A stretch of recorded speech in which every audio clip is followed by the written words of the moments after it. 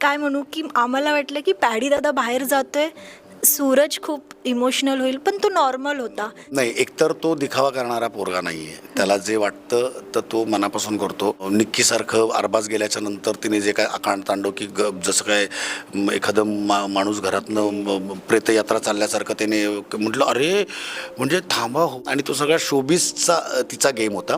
जे सूरजचा तसा मला वाटत नाही. त्याला मनातनं नक्की वाईट वाटलं असणार, मी अगदी 100% सांगतो. तो फक्त एक येऊन मिठी मारली त्याने शेवटी आणि ती परत एकट्याने मारली. तर त्याला तो शो ऑफ करायचं गरज नाही माझ्यासाठी तरी.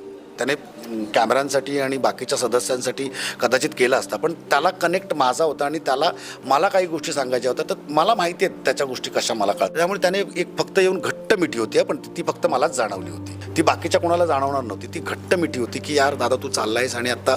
पण मीही त्याच्यासाठी मी इच्छा करतोय, मी प्रे करतोय की ट्रॉफी तू जिंकावीस आणि त्याला जास्त गरज आहे त्या ट्रॉफीची.